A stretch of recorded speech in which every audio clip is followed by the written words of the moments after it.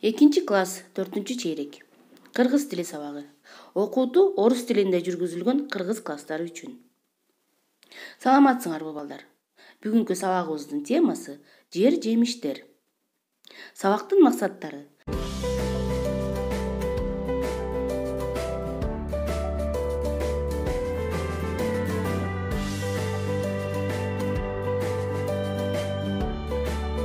Жер жемиштерди пайдаланууда аларды таза жууп, өз гигиенасын сактоого көнүгөсүңөр. Азыр бул жерден балдар биз сүрөттөрдү көрөбүз. Бул жерде жер жемиштердин сүрөттөрү. Карагат, кулпунай, жүзүм, дарбыз, бөрү карагат, бүлдүркөн, малина. Мына ушул сүрөттөр боюнча балдар азыр силер сүйлөм түзөсүңөр. Мисал үчүн, апам бүлдүркөндөн кыям жасады. Мен жүзүмдү жакшы көрөм. Мына ушул сыяктуу кылып сүйлөм түзөсүңөр.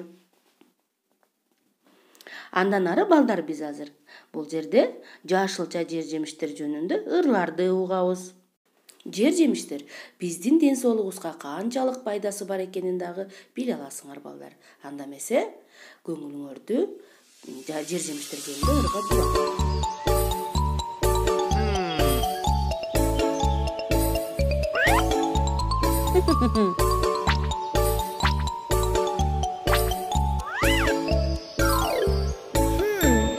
Пайдалуу азыктар, жашылча жемиштер, жашылча жемиштер, жашылча жемиштер, күн сайын жегин жемиштен, ден соолукта болосуң сен.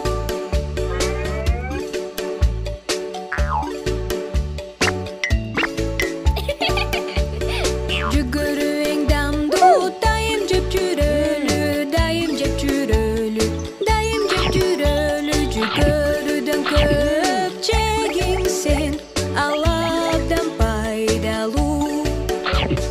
Бурчакта жесең, эң пайдалуу экен, эң пайдалуу экен, эң пайдалуу экен, бурчак абдан дамдуу, сен аны жеп көрсөң. Күнөстөдө өскөн помидор, помидор, помидор, күнөстөдө өскөн помидор, ал абдан пайдалуу. Брокколи дамы өзгөчө, өзгөчө, өзгөчө, брокколи дамдуу таттып көр, ал абдан пайдалуу.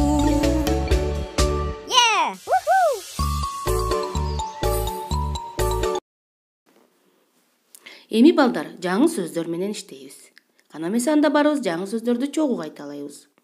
Кыям, варенье, бакча, огород, бөрү карагат, барбарис, жыты сонун буркурап, запах ароматный повсюду стоит, жар башынан салаалап, спелые ягоды висят, балдар көзүн күйдүргөн, дразнят они детей.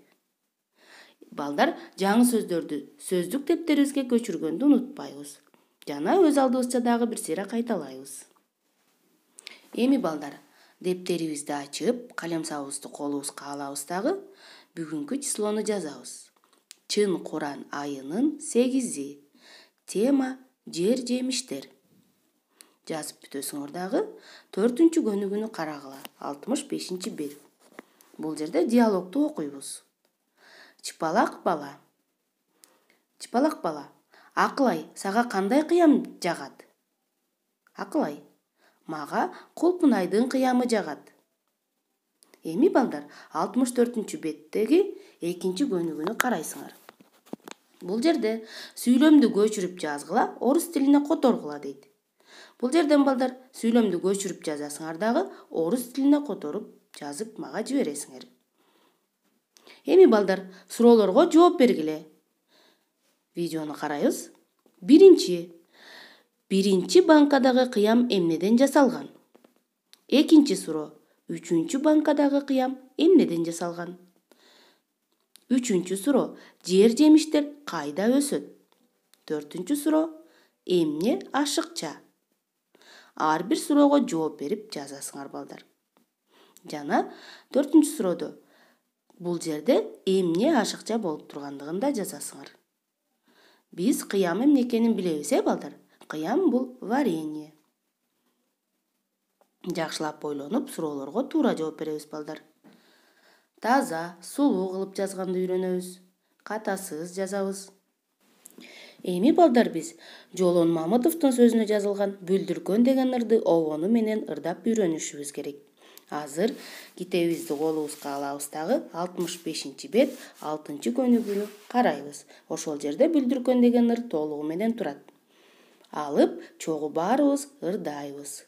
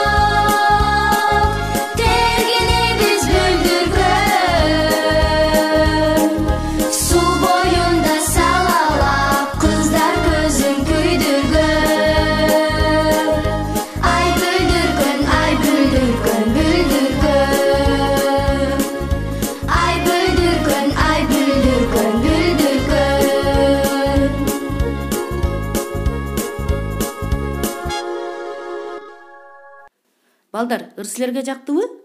Анда эмесе үйгө тапшырма. 65 бет 6-көнүгү. Бүлдүркөн ыр деген ырды обону менен жаттап айтып бересиңер.